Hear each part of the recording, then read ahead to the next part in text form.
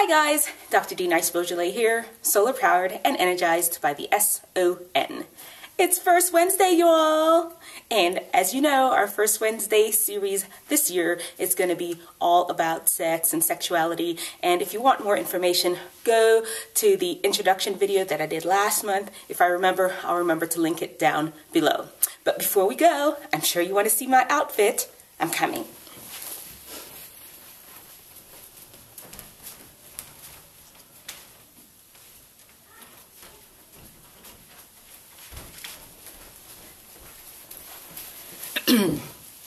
Beautiful, isn't it? I know. It's from Indonesia. It's called a kabaya, I think. Anyway, lovely. Total like lacy top with some embroidery, detail and beading. Wonderful. Anyway, let's dive right into it. We're going to be talking about sex. And I asked you all to send in your questions, and you did. And I got 2 questions that we're going to tackle today. And the first one is asked about orgasm. What is an orgasm? It was a 2-part question. What is an orgasm, and why do some women fake it? You want to know, right? Well, let's talk about it. So basically, an orgasm is kind of picture like you're climbing up the mountain and you're working hard to get there. And when you get to the top, you do the happy dance because you're so excited that you got there. That's kind of what that is. And that happy dance just kind of comes on from the joy inside of you. That's what an orgasm is. It's totally involuntary.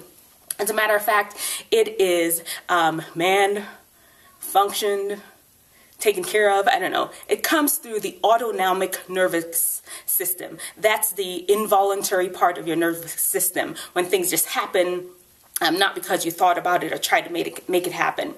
As a matter of fact, there are over 8,000 nerve endings that are in the clitoris and in the glands of the penis that sends messages to your brain, and for whatever reason at this climax moment during sex they just start releasing all these hormones and causing this involuntary muscle spasming throughout your body. And that's technically what an orgasm is. So there are a couple of things I mentioned. There's a lot of muscle spasming that happens. As a matter of fact, the pelvic floor muscles really begin to just spasm, and they've actually measured how fast it does that in a woman. It's like 8 to 13 hertz. I don't know what that means, but I think that's fast. And also, there's a lot of other muscles that spasm throughout the course of the body. Some people even let out a lot of vocal sounds at the time of an orgasm. What also happens during an orgasm is there like a rainstorm or a snowstorm, since it's winter, of hormones that are just let go and released throughout the body. Let's talk about 2 types of them. One is a type of hormones called endorphins. They're the feel-good hormones, the ones that they just, like you said, help you feel good. And they're the ones that provide that euphoric or that high that's related to an orgasm. And they also cause you to feel relaxed afterwards. Some people fall into a deep sleep.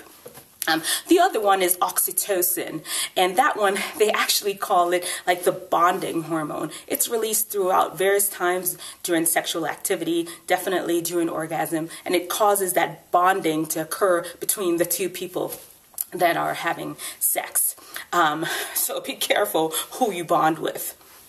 That's all I'm trying to say. Here's a couple of facts about orgasm. One is that oxytocin that we talked about that is released, it tends to be released more in monogamous relationship. When orgasm occurs during a monogamous committed relationship, there tends to be higher levels of that oxytocin, of that bonding. Also, another thing that you may want to know is more people have an orgasm when they are in a committed monogamous relationship than outside of that. I don't know what that means. You think about that one. Anyway, next part of the question, part B, is why do women fake orgasms? Quite frankly, because they can. A woman's orgasm looks a little different than a man's. And actually, a man's orgasm, it's fairly obvious that they've had an orgasm. After they ejaculate, the penis goes limp. Now, there are a few things out there about a dry orgasm. I mean, I think that's kind of like Bigfoot. You know, a lot of people believe in it, but not a lot of people have seen it. However, people are pretty convinced that it exists. That's basically an male ejaculation or a male orgasm without actual ejaculation. It's called a dry orgasm. But aside from that, it's pretty obvious when a man has had an orgasm. A woman, on the other hand, it is not as obvious. So guess what? She can fake it. She can fake the spasming, she can fake the moaning and the groaning, and the acting as if she is euphoric and excited. Now, why? Why does she do that? Look, there are a lot of reasons. Maybe they're just totally not interested in sex. Maybe they want it done and over with. Maybe they want to kind of cheer the person along. Or there are tons of reasons. If you all can think of some other reasons, let me know in the comments section below. But most important question is, should they? Should a woman fake an orgasm? And quite frankly, I say no, because it is lying. The sexual experience is meant for a time of great intimacy and connection. It connects the body and the soul. You could even potentially reproduce doing sex. Why should you be lying to this person that you're supposed to be so close with? Unless this is not the person that you're supposed to be with, or it's not the right time. You only can answer that part of it. And I think that's it. I answered those two questions. The last question person asked me was, how do I maintain an erection? And, well, actually, they didn't say that. They said it the Jamaican way. How can I tan panelang? I don't know. But I'll translate it to, how can I maintain an erection? Because that's essentially what they meant. There are a couple of things. One is, make sure your cardiovascular health is intact. Guess what? There's a whole lot of blood vessels being dilated, a whole lot of blood flowing to the pelvic region. And if your cardiovascular health or your blood vessels and your heart is not in good health, guess what? It may not happen or work that well. And you can check out my previous series last year on health to figure out how to improve your cardiovascular health.